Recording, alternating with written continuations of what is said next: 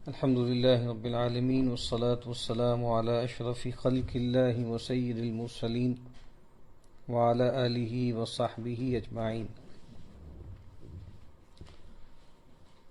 فقہ الاحادیث یعنی فقہ احادیث الفتن و اشراط الساعہ پر ہم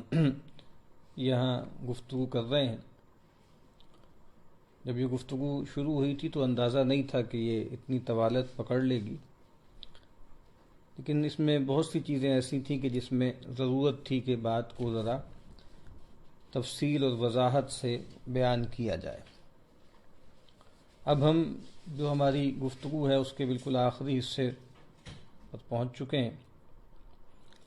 ابھی تک ہم نے جو گفتگو کی ہے خاص طور پر کہ یہ ان احادیث کے ساتھ ہمیں کس طرح تعامل کرنا چاہیے، تو 3 باتیں میں نے عرض کی تھیں شروع میں کہ 3 عنوانات کے تحت ہم کچھ باتیں عرض کرنے کی کوشش کریں گے. پہلا سوال جو ہے وہ اٹھایا گیا تھا اہلیت کے حوالے سے کہ کون کلام کرے، کس کو گفتگو کرنی چاہیے، ان موضوعات پر کون ہے جس کو زبان کھولنی چاہیے. اور یہ بات اہم ہے، خاص طور پہ یہ دور کہ جس میں بظاہر ایسے لگتا ہے کہ علم بہت پھیل گیا ہے، علم بہت عام ہو گیا ہے، لیکن ایسا لگتا ہے کہ جہالت پھیل رہی ہے. جس چیز کو علم کہتے ہیں وہ نایاب ہوتا جا رہا ہے. تو یہ ہم نے سوال اٹھایا، اس پر کچھ بات کی. دوسری بات جو تھی وہ تثبت کی تھی کہ ثبوت کو دیکھنا چاہیے، اور جب حالات اچھے ہوں، سماج بھی خیر پر ہو، دینی روایت بھی مضبوط ہاتھوں میں ہو، تب تو ٹھیک ہے کہ ہم عام اعتماد پر لوگوں سے چیزیں لے لیتے ہیں. لیکن جب ہم دیکھیں کہ دینی اتھارٹی کے معاملات بھی مخدوش ہو گئے ہیں اور خاص طرح سے ایک انفارمیشن کا اوور فلو ہے جس کی وجہ سے ہر شخص کے ہاتھ میں ایسا لگتا ہے کہ اوضاع آ گئے ہیں، علم کے ادوات آ گئے ہیں، آلات آ گئے ہیں، جس کی بنیاد پر وہ دینی معاملات پر کلام کرنے لگا ہے. تو اس میں اس کی ضرورت تھی کہ ہم اس بات کو بھی واضح کریں کہ بھائی ثبوت کو بھی دیکھنا چاہیے. اور یہ دونوں باتیں جڑی ہوئی ہیں، یعنی کس سے لینا ہے، کون کلام کرے گا، اور جو سورس ہے اس کو متعین کرنا. بشیر الادوی ایک صاحب ہیں، وہ سیدنا عبداللہ ابن عباس رضی اللہ تعالی عنہما کے پاس آئے اور ان سے باتیں کرنے لگے، حدیث بیان کرنے لگے اور کہنے لگے قال رسول اللہ صلی اللہ علیہ وسلم. تو سیدنا عبداللہ ابن عباس رضی اللہ تعالی عنہما کوئی زیادہ التفات نہیں کر رہے تھے، کوئی بہت توجہ سے بات نہیں سن رہے تھے. تو انہوں نے گلہ کیا کہ یبن عباس مالی لا اراک تسمع لحدیثی. عبداللہ ابن عباس کیا وجہ ہے کہ میں دیکھتا ہوں کہ آپ میری بات کوئی توجہ سے نہیں سن رہے. احدثک عن رسول اللہ صلی اللہ علیہ وسلم ولا تسمع. میں آپ سے رسول اللہ صلی اللہ علیہ وسلم کی بات بیان کر رہا ہوں اور آپ سن ہی نہیں رہے توجہ سے. تو سیدنا عبداللہ ابن عباس رضی اللہ تعالی عنہما نے جو جواب دیا وہ بہت اہم ہے. فرمایا انا کننا مرۃً، ہمارا معاملہ یہ تھا کہ ایک وقت وہ تھا اذا سمعنا رجلا یقول قال رسول اللہ صلی اللہ علیہ وسلم، جب ہم کسی شخص کو یہ کہتا ہوا سنتے کہ اللہ کے رسول صلی اللہ علیہ وسلم نے فرمایا، تو ہماری صورتحال کیا ہوتی؟ ابتدرتہ ابصارنا، کہ ہماری نگاہیں اس کی طرف لپکتی، وَأَصْغَيْنَا إِلَيْهِ بِآذَانِنَا، اور ہم اپنی کانوں کے ساتھ اس کی طرف پوری طرح متوجہ ہو جاتے، کان لگا دیتے اپنے. لیکن فلما رکب الناس الصعب والذلول، لیکن اب جب لوگوں نے ہر طرح کے معاملات شروع کر دیے ہیں، ہر طرح کا رطب و یابس، ہر طرح کی صحیح غلط باتیں بیان کرنی شروع کر دی ہیں، لم نأخذ من الناس الا ما نعرف، اب ہم لوگوں سے نہیں لیتے مگر انہی سے جن کو ہم پہچانتے ہیں، جو ہمارے جان پہچان کے لوگ ہیں۔ تو یہ بات اہم ہے نا، یہ جو سوشل میڈیا کا سائبر ایج ہم کس کو ہم کہتے ہیں، اس میں کوئی بھی شخص جو ہے وہ آ جائے خاص طرح کا حلیہ بنا کر، اور بڑے اچھے گیجٹس کے ذریعے وہ چیزیں ریکارڈ کریں، سیٹ بھی بہت اچھا ہو، اور پھر اس میں اچھوتی اور نئی نئی باتیں، ندرت والی باتیں، چونکا دینے والی باتیں، سنسنی خیزی والی باتیں کرنا شروع کر دیں، اور معلوم نہیں کون صاحب ہیں، کہاں سے پڑھے ہیں، ان کے استاد کون ہیں، ان کی سند کیا ہے، اور علوم کی تحصیل انہوں نے کہاں سے کی ہے۔ بس اب تو ایک سیلیبریٹی کلچر ہے،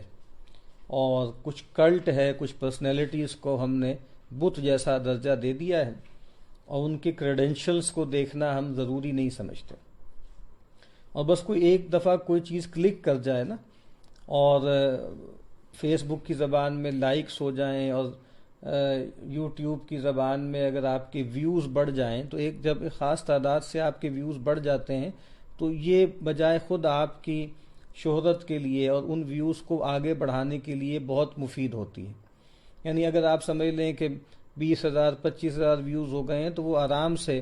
جو ہے 3-4 لاکھ ہو سکتے ہیں۔ لوگوں کو احساس ہوگا کہ اس کا مطلب یہ ہے کہ بھئی یہ کوئی ایسی بات ہے کہ جس کی طرف لوگ التفات کر رہے ہیں۔ تو اس بات کو، چونکہ یہ ہمارے دور کے فتنے ہیں، اس میں یہ باتیں آ گئی ہیں، اس وجہ سے ہم نے اہلیت کا سوال بھی اٹھایا، اور اس کے بعد جو ہے وہ یہ بات کہ ثبوت کیا ہے۔ اسی میں جو ہے وہ محمد ابن سیرین، میں نے شاید کسی پچھلی گفتگو میں غلطی سے جو ہے عبداللہ ابن سیرین کہہ دیا تھا، مجھے وہ تسامح ہوا تھا، محمد ابن سیرین، ان کا بھی ایک بہت اچھا قول ہے۔ ایک قول تو ہم نے پہلے پڑھا تھا کہ لولا الاسناد لقال من شاء ما شاء، دوسرا ان کا قول وہ بھی بہت خوبصورت ہے، بہت اہم ہے، بہت اس دور کے حوالے سے بڑا پرٹیننٹ ہے۔ کہتے ہیں کہ لم یکونوا یسألون عن الاسناد، کہتے ہیں صحابہ اور پھر تابعین، کہتے ہیں کہ وہ تو سوال نہیں کرتے تھے اسناد کے بارے میں، اعتماد کی ایک فضا تھی۔ فلما وقعت الفتنہ، جب فتنہ واقع ہو گیا، اور فتنہ ظاہری بات ہے، جو فتنہ ابتدائی اس امت میں جو ہے واقع ہوا وہ سیاسی نوعیت کا تھا، اور وہ جو جنگیں ہوئیں صحابہ میں، مشاجرات صحابہ ہیں، اور پولیٹیکل ایک تقسیم ہو گئی شیعان علی شیعان عثمان کی، اور جیسے دو پارٹیز سی بن گئی ڈھیلی ڈھالی۔ تو کہتے ہیں جب یہ فتنہ پھیل گیا، اور اسی میں ظاہری بات ہے کہ عبداللہ ابن سبا کا فتنہ بھی ہے، تو کہتے ہیں کہ جب پہلے تو یہ نہیں تھا معاملہ کہ اسناد کے بارے میں لوگ نہیں پوچھتے تھے، سوال نہیں کرتے تھے، لیکن جب سے فتنہ پھیلا ہے قالو، اب وہ یہ کہتے ہیں سمو لنا رجالکم، کہ ہمیں بتاؤ، نام لو اپنے لوگوں کے، کہ تم یہ جو بات بیان کر رہے ہو اس کی سند کیا ہے، تم نے کسی صحابی سے یہ بات سنی ہے یا کسی اور تابعی سے بات سنی ہے، کہاں سے تم نے یہ بات سنی ہے، سورس کیا ہے تمہارا اس بات کا، اس خبر کا۔ اور کہتے ہیں کہ فینظر الی اہل السنہ فیؤخذ حدیثہم، اور یا فینظر الی اہل السنہ فیؤخذ حدیثہم، تو کہا کہ پھر دیکھا جانے لگا اہل سنت کی طرف، کہ اگر اہل سنت میں سے لوگ ہیں جن کا نام لیا جا رہا ہے تو پھر ان کی احادیث جو ہیں وہ لی جانے لگیں۔ وینظر الی اہل البدع فلا یؤخذ حدیثہم، اور پھر جو اہل بدع تھے، جو نئے نئے گروہ وجود میں آ گئے تھے، تو ان کی طرف دیکھا جاتا تھا اور پھر ان کی روایتوں کو قبول نہیں کیا جاتا تھا۔ تو یہ بھی بہت اہم ہے بات کہ کون بات کر رہا ہے، اس کی سند کیا ہے، اس کے عقائد کیا ہے۔ آج ہم گفتگو کریں گے کہ یہ جو احادیث ہیں ان کے صحیح فہم کے حوالے سے، یا ان کے انطباق کے حوالے سے، یا ان کی اس کا اطلاق کرنا ہے، یا اس کی تنزیل کرنی ہے حالات پر، تو اس کے کیا قواعد و ضوابط ہیں۔ ہم آغاز کرتے ہیں یہاں سے بات کا کہ اگر اتنی کڑی شرطیں لگائی جا رہی ہیں تو پھر سوال یہ پیدا ہوتا ہے کہ کیا ضرورت بھی ہے ان احادیث پر گفتگو کرنے کی، کلام کرنے کی؟ تو اس کا جواب یہ ہے کہ بالکل ضرورت ہے، ایک تو وہی جو ہم نے کہا تھا کہ یہ نبی اکرم صلی اللہ علیہ وسلم نے جو اخبار ہمیں دی ہیں، یعنی یہ اخبار النبی صلی اللہ علیہ وسلم کا حصہ ہے، اور یہ اس میں سے بہت سی چیزیں ہیں جو آپ سمجھ لیجئے کہ ایمانیات میں داخل ہیں. یعنی ہمیں معلوم ہے ایمانیات ثلاثہ، جس میں توحید ہے، رسالت ہے اور معاد ہے. تو یہ احادیث اصل میں آپ سمجھ لیجئے کہ معاد کے مقدمات ہیں، اور جو ایمان بالآخرہ ہے نا اس کی فروعات ہیں. اس لحاظ سے ان کی اہمیت بہت زیادہ ہے. اور ہم نے کہا تھا نا کہ نبی اکرم صلی اللہ علیہ وسلم نے بھی یہ بات فرمائی ہے کہ کوئی ایسی چیز نہیں ہے جو تمہیں جنت سے قریب کرے مگر یہ کہ میں نے تمہیں اس کی تلقین کی ہے، اور کوئی ایسی چیز نہیں ہے جو تمہیں جہنم سے قریب کرے مگر یہ کہ میں نے تمہیں اس سے منع کیا ہے اور روکا. اور میں نے عرض کیا تھا کہ اس بات کا تعلق جو ہے، یہ جو علامات الساعہ ہیں، اشراط الساعہ ہیں، یہ گویا ہمارے عقیدے کا بھی ایک حصہ ہے. اور پھر ایک پہلو سے یہ نبی اکرم صلی اللہ علیہ وسلم کی نبوت کے دلائل میں بھی شامل ہے، اور اس لحاظ سے بھی کہ بھئی آنے والے حالات کی پیش بینی کرنا اور اس کے حوالے سے جو ہے وہ تیاری کرنا. وہ روایت بھی ہم نے شاید کہیں جو ہے اس حوالے سے اس کا ذکر کیا تھا کہ جب ایک صاحب نے آ کر نبی اکرم صلی اللہ علیہ وسلم سے پوچھا کہ متی الساعہ، کہ قیامت کب قائم ہوگی، تو آپ نے فرمایا ما عادت لہا، کہ تم نے اس کے لیے کیا تیاری کی. تو اور ہم نے پہلے بھی اس کا ذکر کیا تھا کہ نبی صلی اللہ علیہ وسلم نے جہاں آنے والے جو فتنے ہیں ان سے باخبر کیا ہے، وہاں کہیں خود سے اور کہیں صحابہ کے استفسار پر آپ صلی اللہ علیہ وسلم نے فرمایا کہ بھئی تمہیں پھر کیا کرنا ہے، ان حالات میں تمہیں کرنا کیا چاہیے. وہی بات جو کئی دفعہ ذکر ہوئی کہ ایک حصہ اس کا جو ہے وہ آپ سمجھ لیجئے خبر ہے، تکوین کا حصہ ہے، اور ایک حصہ جو ہے وہ آپ سمجھ لیجئے تشریع کا حصہ ہے، شریعت کا حصہ ہے کہ تمہیں یہ کام کرنا ہے. تو ان احادیث فتن جو احادیث کے پورا جو کارپس ہے اس کا حصہ ہیں، اور ان کا تذکرہ ہوتا رہنے چاہیے. اور جیسے کہ ہمیں معلوم ہے کہ نبی اکرم صلی اللہ علیہ وسلم جو ہیں وہ انہوں نے کوئی بات بھی عبث تو نہیں کہی نا. اور پہلے بھی میں نے عرض کیا تھا، نہ قرآن مجید میں نہ نبی اکرم صلی اللہ علیہ وسلم کے ہاں جو چیزیں بیان ہوئی ہیں، اگر پرانی قوموں کے بارے میں کچھ باتیں بیان ہوئی ہیں، آنے والے حالات کے بارے میں کچھ سینیریوز بیان کیے گئے ہیں، تو وہ معاذ اللہ کوئی قصہ گوئی کے لیے نہیں ہے، بلکہ اس میں بہت ہمارے لیے نصیحت ہے. ایک روایت بھی ہے مجموع الزوائد میں، جس میں بیان کیا گیا ہے کہ لا یخرج الدجال حتی یذہل الناس عن ذکرہ، کہ دجال کا خروج نہیں ہوگا یہاں تک کہ لوگ جو ہیں ان کو اس کا جو ذکر ہے اس میں ذہول ہو جائے گا، بھول جائیں گے. وحتی تترک الائمہ ذکرہ علی المنابر، اور یہاں تک کہ جو ائمہ ہیں یعنی وہ ممبروں سے اس کا ذکر کرنا چھوڑ دیں گے. لیکن بس یہ بات سمجھنی چاہیے نا کہ یہ دین کا ایک پہلو ہے، ایک حصہ ہے. دین کے اور بہت سے پہلو بھی ہیں، اور آپ سمجھ لیجئے کہ ایک وہ معاملات ہوتے ہیں جس کو ہم کہتے ہیں کہ دین کے مستقل تقاضے ہوتے ہیں جو ہر وقت بیان ہونے چاہیے. اور وہ جو تقاضے ہیں اگر آپ قرآن مجید پڑھ لیں تو اس کے ہر صفحے پر ہیں، بلکہ شاید ہر جو ہے وہ سطر پر وہ بات بیان ہو رہی ہے. وہ اللہ پر ایمان ہے، وہ آخرت پر ایمان ہے، وہ رسالت پر ایمان ہے، وہ جو ہے وہ اعمال صالحہ ہیں. ٹھیک ہے، تو وہ بات بیان ہوتی رہتی ہے، اور وہ اس کی تعلیم ہو رہی ہے. ٹھیک ہے، اس کی تعلیم جو ہے وہ آپ سمجھ لیجیے تخصص کے ساتھ اور باقاعدہ فارمل تعلیم جو ہے وہ مدارس میں ہو رہی ہے. ایک ترتیب سے دینی علوم جو ہے پڑھائے جاتے ہیں، اور پھر ان کی تعلیم عوام میں بھی ہو رہی ہے، جمعے کے خطبات کے ذریعے، دروس کے ذریعے، اور اب تو خیر شارٹ کورسز بھی اور بہت سی چیزیں ہو رہی ہیں جس میں جو دین کا بنیادی آپ سمجھ لیجئے محتوا ہے، جو کانٹینٹ ہے، ایمانیات ہیں، عبادات ہیں، اخلاقیات ہیں، معاملات ہیں، ان کا تذکرہ ہو رہا ہے، ان کی تعلیم ہو رہی ہے. تو ایک تو یہ سمجھنا چاہیے کہ یہ جو چیز ہے اس کو جتنا اس کا سائز ہے نا پورے دین میں اور پورے دین کی تعلیمات میں، اتنا ہی اس کو دینا چاہیے. اور علماء کی اکثریت ایسا ہی کرتی ہے. اور آپ دیکھتے ہوں گے کہ ہر دور میں کم لوگ ہوتے ہیں جن کو اس طرح کی احادیث میں اشتغال ہوتا ہے. لیکن میں نے عرض کیا ہے نا کہ یہ جو دور ہے اس کی صورتحال کچھ ایسی ہے کہ جس میں چونکہ لوگ جو ہیں ان کے ہاں لذت اندوزی بہت بڑھ گئی ہے، اور بہت سی چیزوں میں جو ہے وہ تفریح کرنا اور تفریح حاصل کرنا یہ چیز غالب آتی جا رہی ہے، اور ٹھوس اور گہرا اور واقعی اور حقیقی علم جو ہے وہ لوگوں کے لیے جو ہے وہ ان کا مسئلہ نہیں رہا، بلکہ سنسنی خیزی اور اس طرح کی چیزیں ہیں۔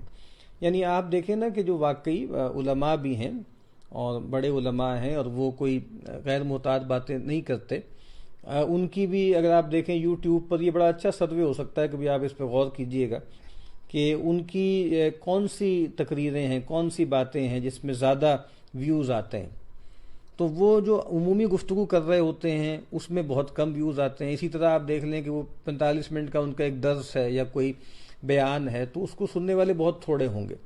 لیکن اب جو کاروبار چل رہا ہے وہ کاروبار جو گلشن کا چل رہا ہے وہ کلپس پہ چل رہا ہے 5-5 منٹ کے، اور اس میں بھی خاص ایک طریقہ واردات ہوتی ہے کچھ لوگوں کی کہ وہ خاص طرح کے کیپشنز بناتے ہیں سنسنی خیزی والے، اور جو اس طرح کے جو سکینڈل والے یا جس میں اگر کوئی ایسی بات ہے چونکا دینے والی بات تو وہ یا کنٹروورشل بات ہے تو آپ دیکھیں گے کہ وہ جو کلپس ہیں ان کے لائکس جو ہیں وہ بعض اوقات ملینز میں چلے جاتے ہیں۔ تو میں بتانا چاہ رہا ہوں نا کہ یہ بدذوقی پھیل گئی ہے، عام ہو گئی ہے، اور ایسے دور میں پھر اس طرح کی جو میں نے عرض کی ہے نا احادیث کے بارے میں گفتگو، اور وہ بھی بعض اوقات نااہل لوگوں کی طرف سے، وہ لوگوں کو بہت اٹریکٹ کرتی ہے اور لوگ مائل ہوتے ہیں۔ تو یہاں جو میں نے ابھی بات عرض کی ہے کہ بھئی ٹھیک ہے بیان ہونا چاہیے، گفتگو ہونی چاہیے، لیکن نسبت و تناسب کا خیال رکھیں۔ اور یہ تو واقعہ ہے نا کہ جس دور میں ہم رہ رہے ہیں اس کے بارے میں پہلے بھی عرض کیا گیا کہ یہ پوسٹ نارمل ایرا ہے جس میں کنفیوژن ہے، ڈسیپشن ہے، سسپیشن ہے، اور یہ ٹھیک ہے بات کہ اگر آپ موجودہ دور میں جو امپائر آف ایلوژن قائم کی ہے کیپٹلزم نے، اس کا آپ تھوڑا سا بھی مطالعہ کریں اور آپ کسی ایک سسٹم کا مطالعہ کرنا شروع کر دیں، یعنی بالکل سچائی کے ساتھ اور علمی اعتبار سے، تو آپ جب اس کے اندر اتریں گے تو آپ بالکل بھونچکے رہ جائیں گے، اور اس کے اندر جو دجل ہے، اس کے اندر جو ایکسپلائٹیشن ہے، اس کے اندر انسانوں کے ساتھ جس طرح کا معاملہ کیا جاتا ہے تو آپ واقعتاً حیران رہ جائیں گے۔ بینکنگ سسٹم کو اٹھا لیں، اس کا کچھ لوگ مطالعہ کرنا شروع کر دیں تو پریشان ہو جائیں گے۔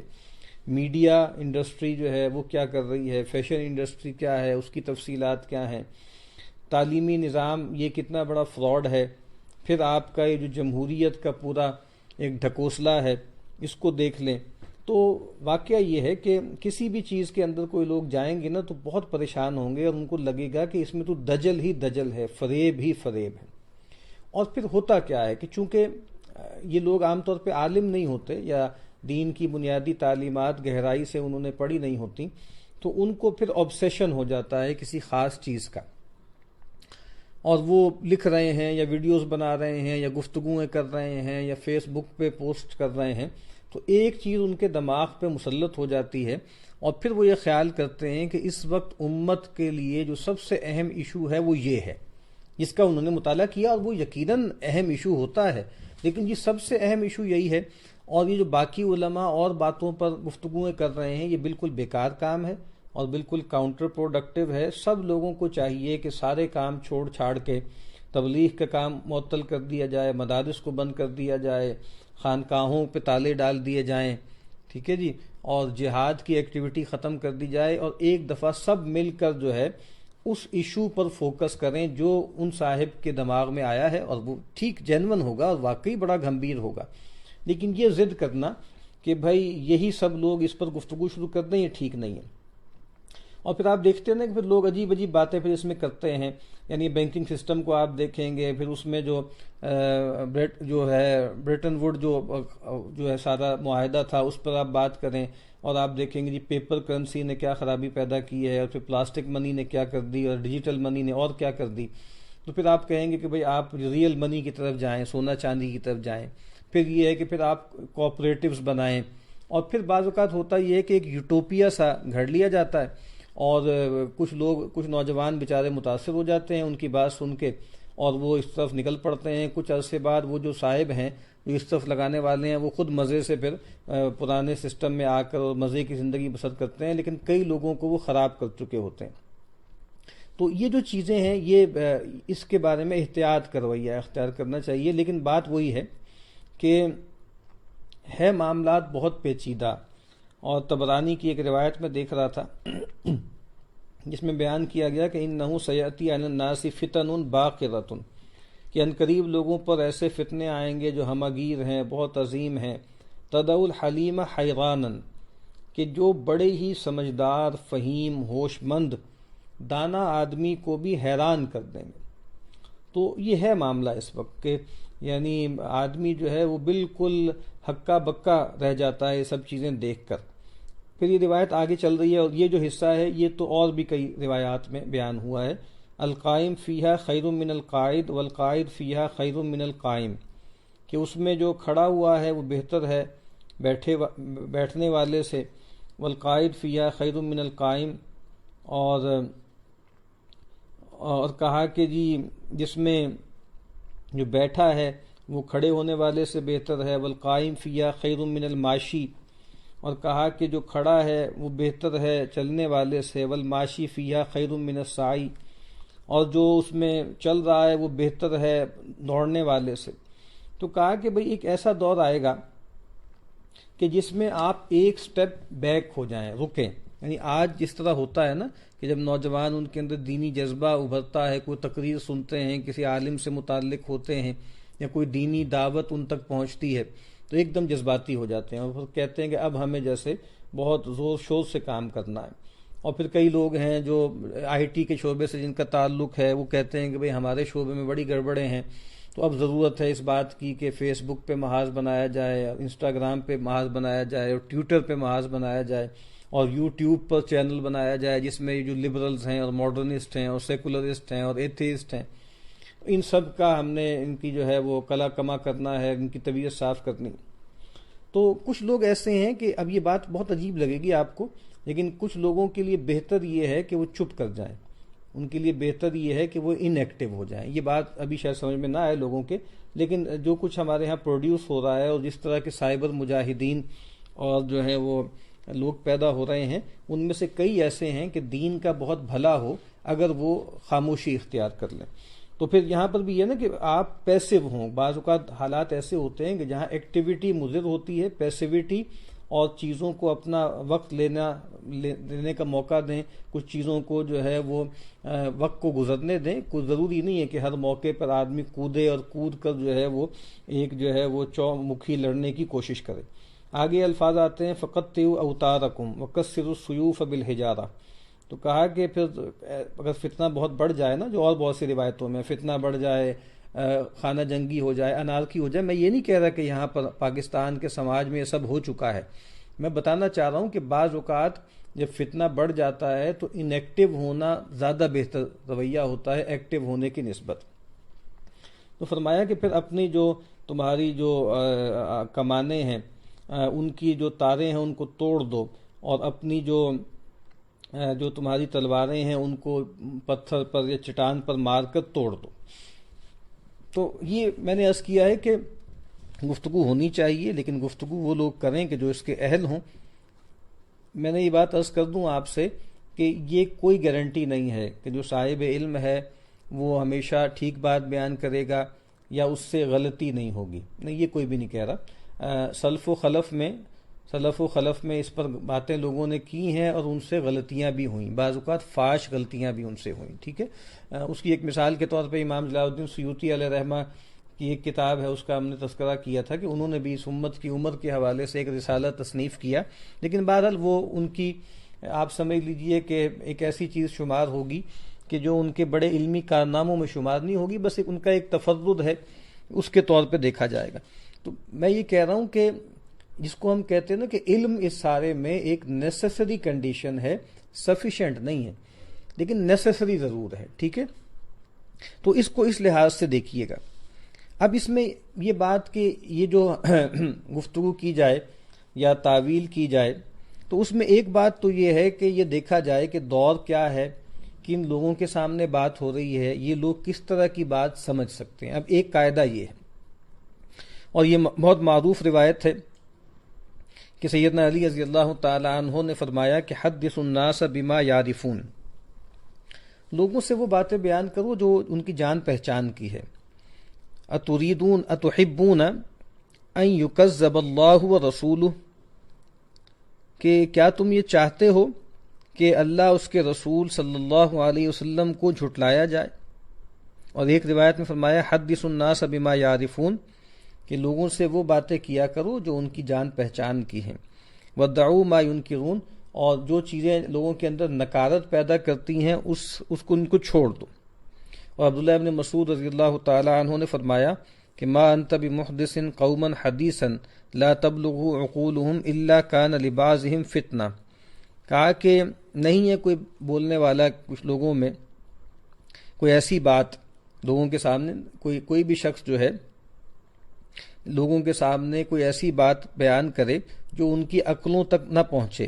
تو کیا ہوتا ہے پھر ان میں سے بعض کے لیے وہ چیز فتنہ بن جاتی ہے. ٹھیک ہے، جس طرح ایک عام لوگ ہیں ان کے سامنے آپ تقدیر کی بہت پیچیدہ باتیں شروع کر دیں، ٹھیک ہے، تو یہ بعض اوقات ان کے لیے فتنے کا باعث بن سکتی ہیں باتیں. تو اس کو اس لحاظ سے دیکھنا چاہیے کہ جو کچھ ہم جانتے ہیں یا جو کچھ ہمارے علم میں ہے، یہ بھی ضروری نہیں ہوتا کہ وہ سارا کا سارا جو ہے وہ لوگوں کے سامنے بیان کرنا شروع کر دے. پہلے ہم نے دیکھا ان کتابوں میں کہ بھائی لوگوں کو بتانا شروع کیا کہ جی فلاں جو ہے وہ مہدی ہے، اور یہ سفیانی جو ہے یہ مہدی کا دشمن ہے، اور یہ جو مختلف پولیٹیکل کریکٹرز تھے ان کے بارے میں کہا کہ بھائی یہ جو ہے یہ آپ سمجھ لیجئے کہ سفیانی، یعنی صدام حسین کو کہا کہ یہ سفیانی ہے. ٹھیک ہے، اور پھر انتباہ کیا کہ بھئی یہ جو ہے جو اس کے مخالف گروہ ہیں ان کو گرا دے گا، ان کو شکست دے دے گا. اب جب خارج میں یہ سب نہیں ہو رہا نا، تو میں نے پہلے بھی عرض کیا تھا کہ اس کا ایک بڑا نقصان یہ ہے کہ اس کی وجہ سے لوگ جو ہیں وہ ان باتوں کے انکار کی طرف مائل ہو جاتے ہیں. یعنی اصل میں تو یہ ایک تو بات یہ ہے کہ کچھ روایتیں ہیں ہی نہیں، اللہ کے نبی صلی اللہ علیہ وسلم نے ایسا فرمایا ہی نہیں، اور آپ کہتے ہیں جی اللہ کے نبی نے ایسا فرمایا. تو ایک تو معاذ اللہ آپ اللہ کے نبی کی شخصیت کو، ان کی کریڈیبلٹی کو جو ہے خطرے میں ڈال رہے ہیں. پھر اگر کوئی صحیح حدیث بھی ہے تو آپ اس کی تعویل ایک باطل کر رہے ہیں، عبث تعویل کر رہے ہیں. اور پھر جب وہ خارج میں ظہور پذیر نہیں ہوتی تو لوگ اس کے بارے میں سسپیشن کے شکار ہو جاتے ہیں. آگے بھی کئی دفعہ آگے تذکرہ آئے گا اس بات کا کہ جو مہدی کی روایتیں ہیں وہ بارہا ایکسپلائٹ ہو چکی، بارہا لوگوں نے دعوے کیے، بارہا لوگوں نے اپنا الو سیدھا کرنے کے لیے ان احادیث کو استعمال کیا. تو اب کئی لوگوں کے اندر توحش پیدا ہو چکا ہے، وحشت پیدا ہو چکی ہے، اور ان کو اس تصور ہی سے گویا اب گھن آنے لگی ہے کہ بھئی یہ جو مہدویت ہے اس نے اسلام کو کیا دیا ہے، اور خرابی ہی پیدا کی ہے اور عمل ہی کو معطل کیا گیا ہے. اب اس میں آپ دیکھیے نا کہ یہ جو روایتیں ہیں، مثلا سیدنا ابو ہریرہ رضی اللہ تعالی عنہ، ان کی ایک مشہور روایت ہے کہ وہ کہتے ہیں کہ حفظت من رسول اللہ صلی اللہ علیہ وسلم وعائن، کہ میں نے اللہ کے رسول صلی اللہ علیہ وسلم سے علم کے 2 برتن جو ہیں وہ سن کر محفوظ کیے. تو کہتے ہیں کہ فَأَمَّا أَحَدُهُمَا فَبَسَسْتُهُ، تو کہا کہ جہاں تک ان میں سے ایک برتن ہے اس کو تو میں خوب پھیلاتا ہوں. وَأَمَّا الْآخَرُ فَلَوْ بَسَسْتُهُ قُطِعَ هَذَا الْبَلْعُومُ، اور جو دوسرا برتن ہے اگر میں اس کو پھیلا دوں، عام کر دوں، تو میری گردن کاٹ دی جائے. اب یہ کیا ہے؟ یہ وہ روایات تھیں جو پولیٹیکل نوعیت کی تھیں، جس میں حکمرانوں کی بدعمالیوں کا تذکرہ تھا، اور وہ حالات پیدا ہونے شروع ہو گئے تھے. تو ان کو لگتا تھا کہ اگر میں یہ باتیں بیان کروں گا تو جیسے ہوتا ہے نا کہ چور کی داڑھی میں تنکا، تو اب جو ہے وہ بنو امیہ کے جو ہیں وہ کچھ ایسے لوگ ہیں، ایسے جو عاملین ہیں، ان کے اندر خرابیاں پیدا ہونی شروع ہو گئی تھیں. اور اگر یہ میں روایتیں بیان کروں تو لوگ سمجھیں گے کہ بھائی گویا یہ ہم پہ اٹیک ہو رہا ہے، اور بلا وجہ میں اسے ایک انتشار اور فتنے کی صورتحال پیدا ہو جائے گی. تو یہ بات جو ہے وہ بہت اہم ہے کہ انسان کو جو بات بھی معلوم ہو اس کو بتانا ضروری نہیں ہے، بلکہ آڈینس کا دھیان کرنا ضروری ہے، اس بات کا لحاظ کرنا ضروری ہے کہ یہ جو باتیں میں بیان کر رہا ہوں لوگ اس کو کس طرح لیں گے، اور کہیں ایسا نہ ہو کہ لوگ اس کو غلط طریقے سے انٹرپریٹ کریں اور پھر اس سے کچھ نتیجے جو ہیں وہ نکلنا شروع ہو جائیں. تو یہ بات اس لحاظ سے جو ہے وہ بہت اہم ہے. اس میں آپ دیکھیے نا کہ یہ بات کہ یہ جو احادیث ہیں ان کا انطباق کیا جائے یا ان کو حالات پر جو ہے منطبق کیا جائے، تو ایسی بات نہیں ہے کہ یہ نہیں کیا گیا، صحابہ کرام کے ہاں بھی ہوا، بلکہ خود نبی اکرم صلی اللہ علیہ وسلم کو اللہ تعالیٰ نے جو خبر دی تھی دجال کے بارے میں، اور پھر آپ نے اس کی بنیاد پر اپنی امت کو یہ بات بتائی کہ بھئی آدم کی تخلیق سے لے کے دنیا کے خاتمے تک دجال سے بڑھ کر کوئی فتنہ نہیں ہے، اور آپ نے فرمایا کہ ہر نبی نے جو ہے وہ اپنی قوم کو خبردار کیا دجال سے، اور اللہ تعالیٰ کی طرف سے آپ کو اس کی کچھ صفات بیان کی بتائی گئیں۔ تو پھر آپ کو معلوم ہے مشہور روایات ہیں، ابن سعید یا ابن سیاد جو ہے ایک لڑکا تھا، ایک یہودی والدین کے گھر پیدا ہوا، اور اس میں کچھ علامتیں جو ہیں وہ پائی جا رہی تھیں جو دجال کی تھیں، تو نبی اکرم صلی اللہ علیہ وسلم نے بھی باقاعدہ کوشش کی، تحقق کی، اس بات کو جاننے کی کہ بھائی میں دیکھوں ذرا کہ کیا یہ وہ دجال تو نہیں ہے کہ جس کے بارے میں مجھے خبر دی گئی ہے۔ اور ایک موقع پر آپ صلی اللہ علیہ وسلم نے جیسے چھپ کر جو ہے وہ کھجور کے جو جھنڈ تھے اس میں پیچھے چھپ چھپ کے آپ جا رہے تھے، اور وہاں جو ابن سعید تھا وہ ایک جھولے کے اندر جو ہے وہ لیٹا ہوا تھا، سو رہا تھا یا نیم جو ہے خواب میں تھا، تو آپ قریب پہنچ گئے تو ایک دم جو ہے اس کی والدہ نے دیکھ لیا رسول اللہ صلی اللہ علیہ وسلم کو اور بتا دیا کہ بھائی یہ ابن سعید ذرا دھیان کرو یہ آ رہے ہیں، تو ایک دم وہ الرٹ ہو گیا۔ تو نبی اکرم صلی اللہ علیہ وسلم نے فرمایا کہ اگر یہ اس کو چھوڑ دیتی نا تو بات واضح ہو جاتی، اور پھر آپ نے گویا اس کو جیسے انسپیکٹ بھی کیا ایک موقع پر کہ آپ نے کہا کہ اچھا یہ اس کے بارے میں دجال کے بارے میں ہے نا کہ جیسے بڑی غیر معمولی اس کے بعد صلاحیت ہوگی یا کچھ ہوگا، تو آپ صلی اللہ علیہ وسلم نے اس سے کہا کہ بھائی میں اپنے جی میں جو ہے ایک آیت جو ہے وہ رکھتا ہوں اور تم بوجھو اس کو، کہا اگر تم کاہن ہو تو اس نے کہا کہ دخ، تو آپ نے کہا اخسا، کہ کہا دور ہو جاؤ کہ تم تو بالکل اپنی کہانت میں بھی تم بہت کمزور ہو، اور آپ نے اصل میں وہ پوری آیت جو ہے وہ ذہن میں رکھی تھی کہ یوم تأتی السماء بدخان مبین۔ تو لیکن بہرحال اور یہ معاملہ رہا، اور صحابہ کرام کو بھی چونکہ اللہ کے نبی صلی اللہ علیہ وسلم نے ابن سیاد کے بارے میں یا ابن سعید کے بارے میں کوئی آخری فیصلہ کن بات بتائی نہیں تھی صحابہ کو، تو بہت سے صحابہ یہ خیال کرتے تھے کہ جو ابن سیاد جو ہے وہ دجال ہے، جس میں سیدنا عمر بھی ہیں، سیدنا جابر بھی ہیں، سیدنا عبداللہ ابن مسعود بھی ہیں، اور بھی کئی ہیں، ٹھیک ہے۔ تو لیکن جیسے کہ معلوم ہے کہ بات سے اندازہ ہوا، اور خاص طور پہ جو حدیث جساسہ ہے اس سے بھی یہ بات واضح ہوئی کہ جو ابن سیاد ہے وہ جو ہے الدجال نہیں ہے، اور امام نووی علیہ رحمہ نے یہ بات لکھی ہے کہ جو ابن سیاد کا قصہ ہے نا یہ بہرحال ایک مشکلات میں سے ہے، اور اس کا معاملہ جو ہے مشتبہ تھا، لیکن کہتے ہیں کہ اس میں کوئی شک نہیں ہے، لیکن لا شک انہ دجال من الدجاجلہ، کہ اس میں کوئی شک نہیں ہے کہ وہ جو ابن سعید یا سیاد تھا وہ دجالوں میں سے ایک دجال تھا،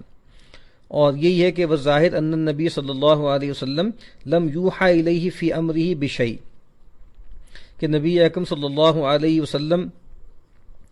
کو جو ہے اس کا جو معاملہ ہے نا بالکل متعین طور پر نہیں بتایا گیا تھا کہ وہ کیا شخصیت ہوگی، وانما اوحی الیہ بصفات الدجال، اور اللہ کے نبی صلی اللہ علیہ وسلم کو وحی کی گئی تھی دجال کی صفات، اور آپ کو خیال ہوا کہ جیسے اس کے اندر بہت سی جو آپ سمجھ لیجئے کہ جو علامات ہیں دجال کی وہ پائی جاتی ہیں، ٹھیک ہے۔ تو اس کا مطلب یہ ہے کہ یہ اس طریقے سے جو ہے جو بھی خارج میں معاملات ہوتے ہیں تو اس پر انطباق جو ہے وہ کیا جاتا ہے، پہلے بھی کیا جاتا رہا، اور کئی احادیث ہیں جس کے بارے میں لوگوں کو خیال ہوتا تھا کہ جو یہ علامت ظاہر ہو گئی ہے، جیسے حدیث جساسہ میں ہے نا کہ جب وہ جو جساسہ تھا اس سے پوچھا گیا کہ بھئی دجال جو ہے وہ دجال کے پاس جو ہے وہ جساسہ لے گیا اور دجال سے کچھ مکالمے ہوئے، تو وہاں پر جو ہے وہ جو سوال جواب ہوئے اس میں یہ بھی تھا کہ بھئی جب میرا خروج ہوگا تو اس وقت جو بحیرہ طبریہ ہے وہ جو ہے وہ خشک ہو جائے گا۔ تو اب یہ بات معلوم ہے نا کہ بحیرہ طبریہ جو ہے وہ ایک دفعہ 376 ہجری میں جو ہے وہ تقریباً خشک ہو چکا ہے، تو اس کا مطلب یہ ہے کہ بعض اوقات کچھ علامتیں ایسی ہوتی ہیں جو متعدد بار ہو سکتی ہیں، اور لیکن ایسا نہیں ہوا کہ اس وقت جب وہ خشک ہوا تھا تو اس کے بعد دجال ظاہر ہوا، تو جب وہ خشک ہوا ہوگا اور جو ارد گرد کے بعد حالات ٹھیک ہو جاتے ہیں اور اس کے بعد کچھ عرصے بعد دوبارہ وہ ظاہر ہونی شروع ہو جاتی ہیں، تو یہ جو معاملات ہیں ان کو اس لحاظ سے بھی دیکھنا چاہیے۔ اب ایک اور جو بات ہے جو بہت اہم ہے وہ یہ ہے کہ یہ ضروری نہیں ہے کہ ہم خارج میں جو بھی معاملات ہو رہے ہوں ان سب کو ہم کسی نہ کسی نص سے ریلیٹ کریں، یہ ضروری نہیں ہے۔ جیسے آپ کو پتہ نا وضع حدیث ہے، وضع حدیث کا عمل ہوا، آج بھی آپ دیکھیں کتنے ہی اقوال زرعی، کچھ صحابہ کے اقوال، تابعین کے اقوال، صوفیاء کے اقوال اور حکماء کی باتیں، بہت سی ایسی باتیں ہوتی ہیں، ان ساری باتوں کو رسول اللہ صلی اللہ علیہ وسلم کے حوالے سے ان کی طرف منسوب کر دیا جاتا ہے، یعنی حدیث رسول کے طور پہ بیان کرنا شروع کر دیا جاتا ہے۔ اور اگر کوئی پوچھے کہ بھائی یہ بات جو ہے وہ تم جو کر رہے ہو اس کی سند کیا ہے، کہاں سے سنی ہے، تو کہیں گے اتنی اچھی بات ہے تو اس میں کیا حرج ہے کہ اگر ہم یہ کہیں کہ اللہ کے نبی صلی اللہ علیہ وسلم نے یہ بات فرمائی ہے۔ تو دیکھیں ایسی بات نہیں ہے، یعنی یہ سمجھنا کہ ہر اچھی بات رسول اللہ صلی اللہ علیہ وسلم نے فرمائی ہے تو یہ بات تو ٹھیک نہیں ہے نا۔ تو اسی طرح یہاں پر بھی یہ سمجھنا کہ دنیا میں جو ایونٹ بھی ہوا ہے اس کا کوئی نہ کوئی ہمیں سراغ احادیث فتن میں اور اشراط الساعہ میں ملے گا، یہ رویہ بھی ٹھیک نہیں ہے۔ ٹھیک ہے، فرسٹ ورلڈ وار ہوئی تو اچھا اس کا تذکرہ کہاں ہے، سیکنڈ ورلڈ وار ہوئی کہاں تذکرہ ہے، ٹھیک ہے، فرسٹ گلف وار ہوئی اس کا تذکرہ، اب یعنی مراد یہ ہے نا کہ جیسے ہی کوئی بڑا ایونٹ ہو تو آپ گویا آپ کتابیں کھول کر بیٹھ جائیں، اور کتاب الفتن جو ہے نعیم ابن حماد کی، اور وہ کتاب بھی ایسی عجیب و غریب ہے کہ آپ کو کچھ نہ کچھ مل ہی جائے گا اس میں سے، جو ہے اس ایونٹ سے جو ہے ریلیٹڈ کوئی چیز آپ کو مل جائے گی۔ ٹوئن ٹاور کا واقعہ ہوا، 9/11 ہوا، پھر لوگوں نے جو ہے وہ چیزیں کرنی شروع کر دیں۔ اب آپ آج کل دیکھ رہے ہیں کہ کورونا کا جب سے یہ جو ہے وہ فتنہ پھیلا ہوا ہے تو جا بجا نئی نئی روایتیں اور نئی نئے سینیریوز لوگ بتاتے ہیں اور مختلف احادیث سے اس کو ریلیٹ کرتے ہیں۔ تو یہ بات بھی بہت اہم ہے کہ جو بھی غیر عادی یا کوئی اہم معاملہ ہو یا کوئی بڑا ایونٹ ہو خارج میں تو ضروری نہیں ہے کہ اس کے بارے میں ہمارے پاس کوئی خبر یا کوئی حدیث جو ہے وہ صحیح سند کے ساتھ بیان ہو۔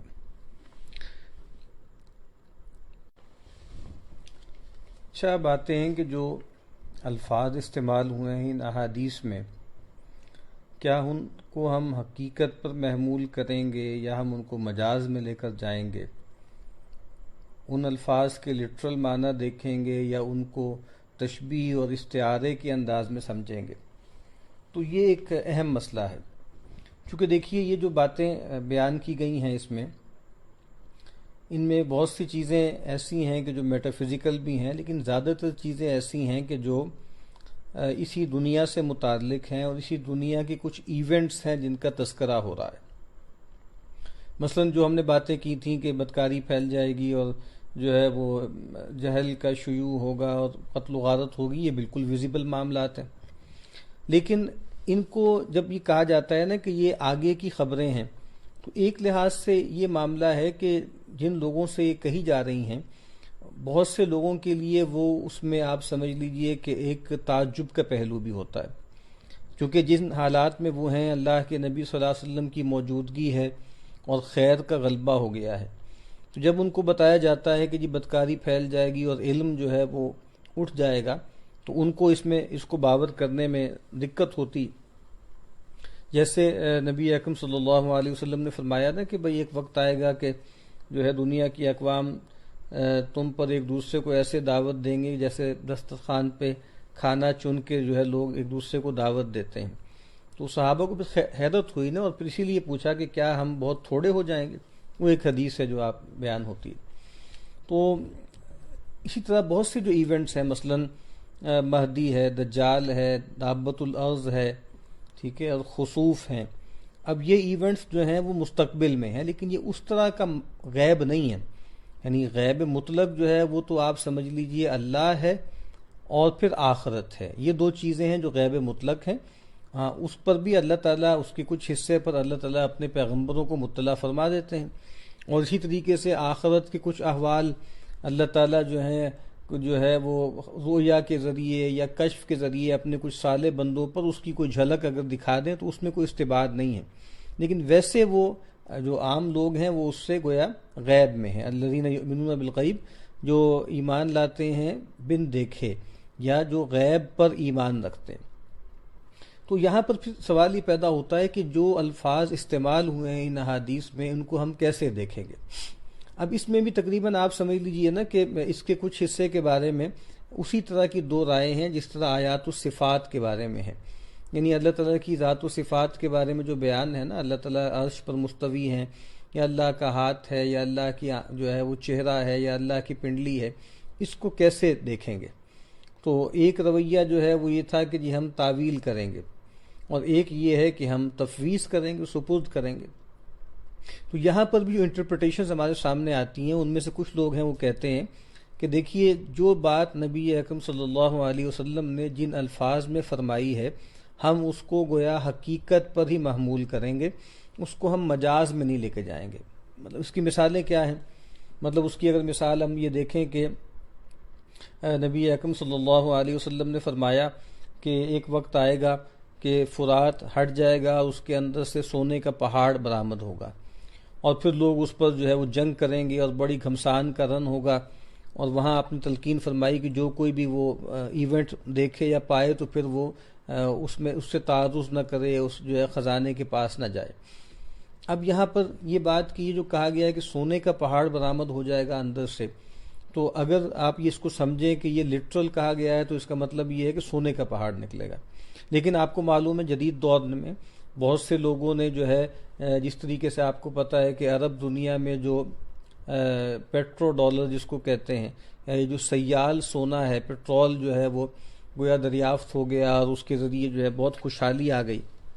اور فتنے بھی پھر بہت آئے۔ تو بہت سے لوگوں نے انٹرپریٹ کیا ہے کہ شاید اس سے مراد جو ہے وہ پیٹرول ہے، اور وہ پیٹرول آپ کو پتہ ہے کہ سمندر کے اندر اور زیر زمین جو ہے پانی کے اندر جو ہے وہ وہاں سے جو ہے وہ پیٹرول برآمد کیا جاتا ہے۔ یا اگر کچھ روایتوں میں الفاظ آتے ہیں نا کہ جیسے دجال کا ایک گدھا ہوگا، اور اس کا جو ہے وہ ہر قدم ایک ایک قدم وہاں پڑے گا جہاں جو ہے وہ حد نگاہ ہوتی ہے۔ اب جو لوگ کہیں گے کہ بھائی اس کو ہم نے حقیقت پہ محمول کرنا ہے، تو کہیں گے جی گدھا ہی ہوگا، اور وہ جو ہے نا کہ اس کے دو کانوں کے درمیان 70 ہاتھ کا فاصلہ ہوگا، تو کہیں گے جی گدھا ہوگا بہت بڑے سائز کا، اور جیسے وہ مطلب اڑتا پھرے گا۔ ایک تصور یہ ہے۔ لیکن لوگ کہیں گے دیکھیں بات یہ ہے کہ اللہ کے نبی صلی اللہ علیہ وسلم نے اپنے زمانے میں جو چیزیں ان کے سامنے تھی نا، تو اس کے حوالے سے ہی سمبلز بیان کرنے تھے نا۔ تو اب یعنی آپ کو معلوم ہے، ابھی تھوڑی میں آگے پڑھ کے سناؤں گا، جو غلام احمد قادیانی جو ہے اس نے جب تعبیر کرنی شروع کی، جب اپنے آپ کو مسیح قرار دیا، تو پھر دجال بھی اس کو بتانا تھا کہ دجال کون ہے، تو اسی کے ذیل میں پھر اس نے جو ہے کہا کہ بھائی اس کے زمانے میں ظاہری بات ہے کہ یہی ایجادات تھیں، تو اس نے کہا تھا کہ بھائی یہ جو ہے وہ ٹرین جو ہے نا، ریل گاڑی جو ہے یہ دجال کا گدھا ہے، اور آپ دیکھیے کہ کتنا لمبی ہے، اور اس کے ساتھ یہ ہو رہا ہے اور وہ ہو رہا ہے، اور اتنی تیز چلتی ہے یہ۔ تو اس نے یہ کہا آج بہت سے لوگ یعنی جو تعبیر کرتے ہیں کہ بھائی اللہ کے نبی نے جو بات بتائی تھی وہ اب ہم نے دیکھ لی ہے، یہ جو جیٹ پلینز ہیں یا سپر سونک پلینز جو ہیں وہ اصل میں دجال کی سواری ہے، یا دجال کا گدھا ہے۔ اسی طرح ایک مثال اور کیا ہو سکتی ہے کہ جو آخر زمانے میں جو جنگیں ہوں گی اس میں تذکرہ تیر تلوار کا ہے اور گھوڑوں کا ہے، تو اب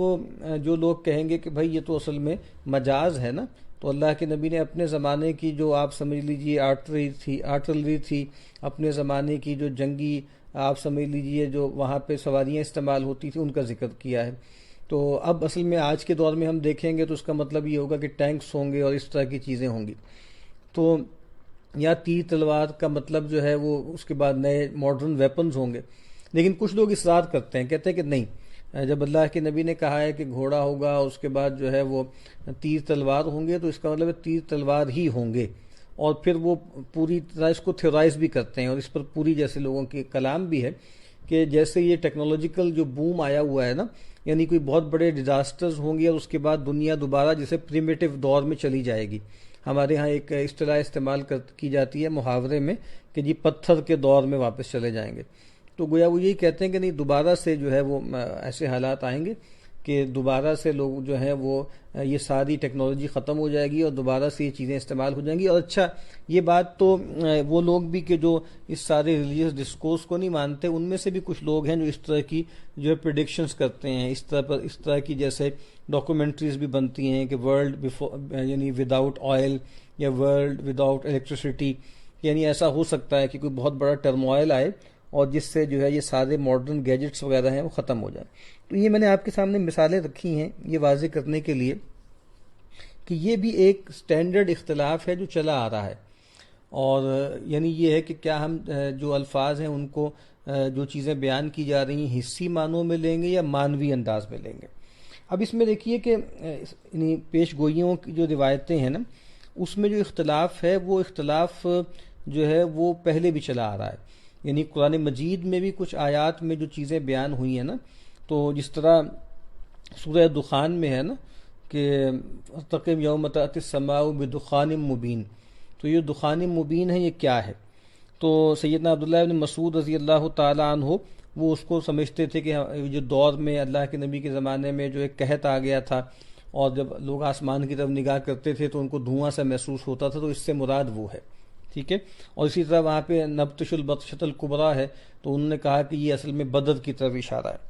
لیکن سیدنا عبداللہ ابن عباس رضی اللہ تعالیٰ عنہما ان دونوں آیتوں کا جو اطلاق ہے یا مصداق ہے وہ سمجھتے تھے کہ وہ دنیا میں نہیں ہے بلکہ وہ جو ہے آپ سمجھ لیجئے کہ وہ قیامت کی نشانیوں میں سے چیزیں ہیں اور اس وقت ظاہر ہوں گی. اور وہ جو ایک دخان کا تذکرہ ہے نا علامات الساعہ میں، تو اس دخان کو وہ اس سے جوڑتے تھے. اسی طرح پہلے ذکر ہو چکا ہے کہ ابن سائد یا ابن سیاد کے بارے میں کہ یہ دجال ہے یا نہیں ہے، صحابہ کرام میں ان کے ہاں اختلاف پایا جاتا تھا. پھر خود قرآن مجید میں ایک اور جو مثال ہے اور جس کا تعلق بعض اشراط الساعہ سے ہے وہ یاجوج ماجوج ہے. تو قرآن مجید میں بھی اس کا تذکرہ ہے نا، سورہ کہف میں بھی ہے، سورہ انبیاء میں بھی ہے. تو اس کے بارے میں آپ کو معلوم ہے کہ ہمارے قریب کے مفسرین نے بھی اس پر کلام کیا ہے، جو اردو مفسرین انہوں نے اس پہ کلام کیا ہے. تو مولانا سید ابو العلا مودودی نے، مولانا اصلاحی صاحب نے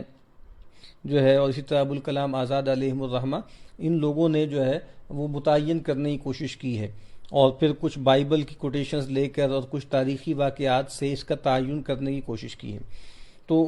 اسی قریب کے دور میں مفتی شفیع صاحب علیہ رحمہ نے معارف القرآن میں اس پر کوئی نقد بھی کی ہے. ٹھیک ہے، اس میں ان کی تردید و توضیح بھی کی ہے. تو اس کا مطلب یہ ہے کہ یہ اس طرح کا اختلاف بھی جو ہے وہ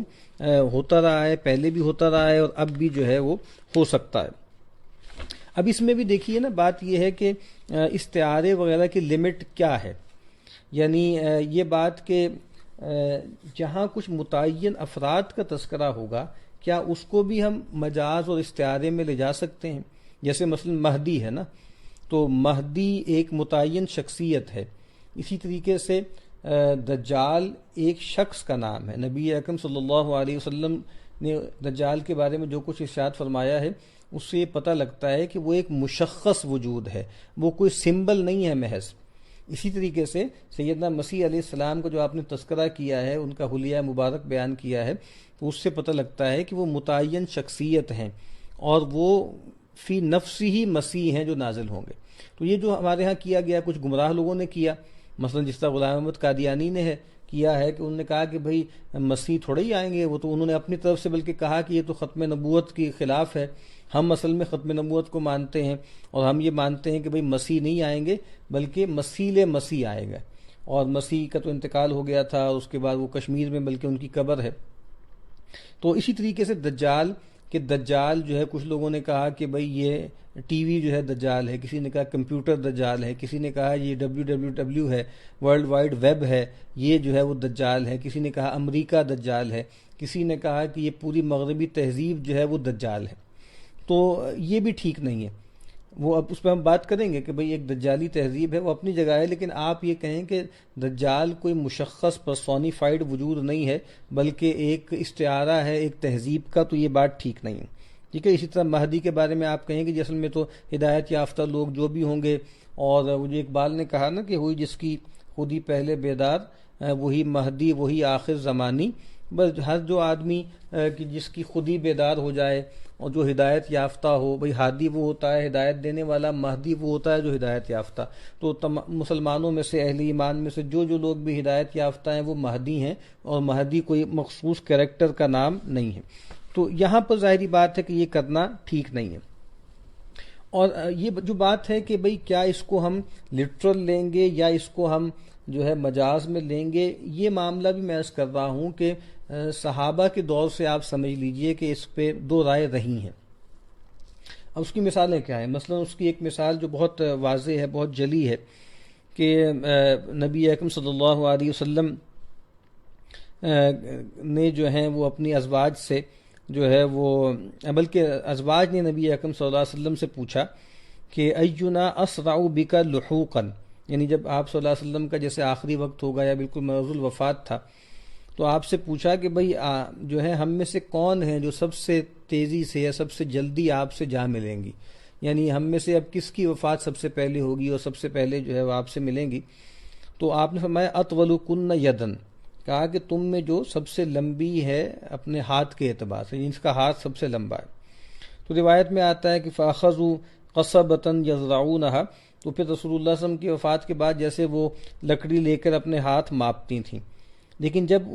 بعد میں ان کو معلوم ہوا کہ سب سے پہلے سیدہ زینب بنت جہش رضی اللہ تعالی عنہ رخصت ہوئیں، تو پھر اس وقت ان کو خیال آیا کہ اصل میں اللہ کے نبی صلی اللہ علیہ وسلم نے جو فرمایا تھا نا اطولکن یدن، تو اس سے مراد جو ہے یہ مجاز تھا، یہ ایک استعارہ تھا، یہ ایک تشبیہ تھی، نہ یہ کہ کوئی لٹرلی جو ہے فزیکل ہاتھ لمبا ہونا نہیں تھا. بلکہ جس طرح سیدہ عائشہ فرماتی ہیں نا کہ کہتے ہیں کہ جب ان کا انتقال ہوا تو ہمیں پتہ لگ گیا کہ بھائی اس سے مراد جو ہے انما کانت طول یدیہا الصدقہ، کہ یہاں پر جو ہے ہاتھوں کے لمبے ہونے کا مطلب جو ہے وہ صدقہ ہے. ٹھیک ہے. اور پھر بخاری کی روایت میں ہے نا کہ فکانت اطولنا یدن زینب لأنہا کانت تعمل بیدیہا وتصدق. تو کہا کہ پھر ہم پر یہ بات کھلی کہ اصل میں ہم میں سب سے لمبے ہاتھ والی جو تھیں وہ زینب تھیں، کیونکہ وہ اپنے ہاتھ سے کام کرتی تھیں اور صدقہ بھی دیتی تھیں. تو یہاں پر بھی آپ دیکھیے نا کہ یہاں پر بھی صحابیات نے، ازواج مطہرات نے اس کو لٹرل لیا، حقیقت پر محمول کیا، لیکن اصل میں وہ مجاز تھا. یا اسی طریقے سے الفاظ جو ہوتے ہیں وہ نہیں ہوتے بلکہ اس سے مراد کچھ اور ہوتی ہے. جیسے بخاری کی روایت ہے نا کہ آپ نے فرمایا کہ لا تقوم الساعة حتى تضطرب الیات نساء دوس علی ذی الخلصہ، کہ قیامت قائم نہیں ہوگی یہاں تک کہ جو دوس قبیلے کی جو عورتیں ہیں ان کی سرینے جو ہیں وہ ان میں اضطراب ہوگا، اور ذو الخلصہ کا جو بت ہے اس پر. یعنی یہاں پر کیا ہے کہ سرینوں کا ان کا اضطراب میں آنا، ہلنا، یہ استعارہ تھا کہ بھائی جو ہے وہ ذو الخلصہ کا جو بت ہے نا، وہ یا بت کے پاس والہانہ جائیں گی اور اس کے گرد طواف کریں گی اور اس سے ان کی جو ہے کمریں ہلیں گی، تو اس کی طرف اشارہ ہے. یہاں پر بھی الفاظ اور ہیں، لیکن اس سے مراد مقصود جو ہے وہ کوئی ڈانس کرنا نہیں ہے، بلکہ اس سے مقصود کیا ہے؟ اس سے مقصود صحیح کرنا ہے، دوڑنا ہے، طواف کرنا. پھر ایک اور جو بہت جلی مثال ہے وہ سیدنا عمر رضی اللہ تعالی عنہ کے حوالے سے بہت خوبصورت روایت ہے کہ وہ صحابی کہتے ہیں، بلکہ سیدنا حذیفہ ہیں، کہ وہ کہتے ہیں کہ بینا نحن جلوس عند عمر، اس دوران کہ ہم سیدنا عمر رضی اللہ تعالی عنہ کے پاس بیٹھے تھے، اس قال کہ انہوں نے فرمایا ایکم یحفظ قول النبی صلی اللہ علیہ وسلم فی الفتنہ، تم میں سے کون ہے جسے یاد ہے نبی اکرم صلی اللہ علیہ وسلم کا قول فتنے کی بابت. تو انہوں نے کہا، سیدنا حذیفہ نے شاید کہا کہ فتنۃ الرجل فی اہلہ و مالہ و ولدہ و جارہ تکفرها الصلاۃ والصدقہ والامر بالمعروف والنہی عن المنکر. کہا کہ آدمی کا فتنے میں پڑنا اپنے گھر والوں کے حوالے سے، مال کے حوالے سے، اولاد کے حوالے سے، پڑوسی کے حوالے سے، اور اس کا کفارہ بن جاتی ہے نماز، روزہ، امر بالمعروف اور نہی عن المنکر. یعنی انسان اپنے گھر کے معاملات میں، بیوی بچوں کے معاملات میں، پڑوسی کے معاملات میں، مال کے حوالے سے کوتاہیوں کا شکار ہو جاتا ہے، وائلیشن اس سے ہو جاتی ہیں شریعت کی، اللہ کے حکموں کی. تو کہا کہ اللہ تعالیٰ نے پھر ایک سمجھ لیجئے کہ پورا میکنزم بنایا ہوا ہے کلینزنگ کا، ٹھیک ہے نا. تو ان الحسنات یذہبن السیئات، تو کہا کہ بھائی ان کا کفارہ بن جاتی ہیں یا ان کو زائل کر دیتا ہے نماز، روزہ اور امر بالمعروف و نہی عن المنکر. تو سیدنا عمر نے کہا لیس عن ھذا اسألک، کہا کہ میں اس طرح کے عمومی فتنے کے بارے میں نہیں پوچھ رہا، ولکن التی تموج کموج البحر، بلکہ میں تو اس فتنے کے بارے میں سوال کر رہا ہوں کہ جو ایسے آئے گا، ایسے موجیں مارے گا جیسے سمندر کی موجیں ہوتی ہیں، یعنی بالکل ہماگیر اور بہت غیر معمولی. قال، تو سیدنا حذیفہ نے کہا لیس علیک منہا بأس یا امیر المؤمنین.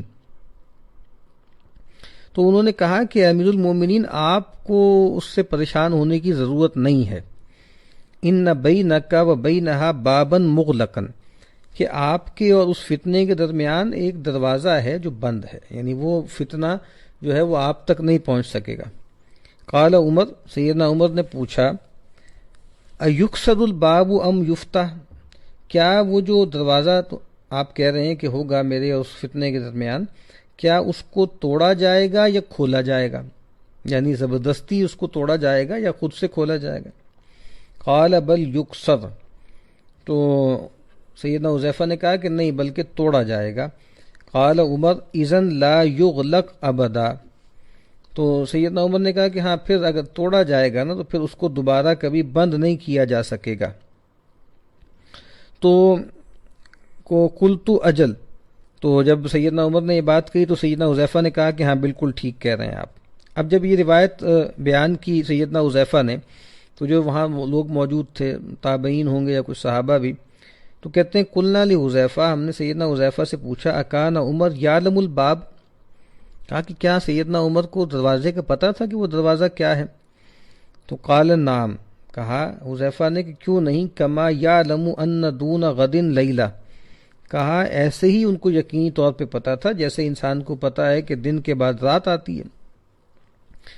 اور پھر انہوں نے کہا کہ وذالک انی حدثتو حدیثا لیس بالاغالیط، اور کہا کہ بھئی اس وجہ سے کہ میں تم سے جو باتیں بتا رہا ہوں یہ میں کوئی ایسی مغالطے ڈالنے والی یا خود ساختہ باتیں نہیں ہیں۔ تو کہتے ہیں پھر ہم ڈر گئے، فہبنا ان نسألہ من الباب، ہمارے اندر وہ تجسس تو پیدا ہو گیا تھا کہ بھئی یہ جو دروازے کی بات ہو رہی ہے وہ دروازہ کیا ہے۔ تو فامرنا مسروقن، تو مسروق جو ایک جلیل القدر تابعی ہیں، بڑے عالم ہیں، تو ہم نے ان سے کہا کہ بھئی آپ ذرا ہمت کریں اور آپ سیدنا حذیفہ سے پوچھئیں۔ تو انہوں نے پھر پوچھا کہ من الباب، ہے حذیفہ پھر یہ دروازہ کون سا ہے؟ تو قال، تو سیدنا حذیفہ نے کہا عمر، کہا کہ سیدنا عمر خود وہ دروازہ ہیں۔ تو گویا سیدنا عمر رضی اللہ تعالیٰ عنہ کو معلوم تھا کہ وہ اصل میں فتنوں کی راہ میں یعنی سد راہ ہیں وہ فتنوں کے،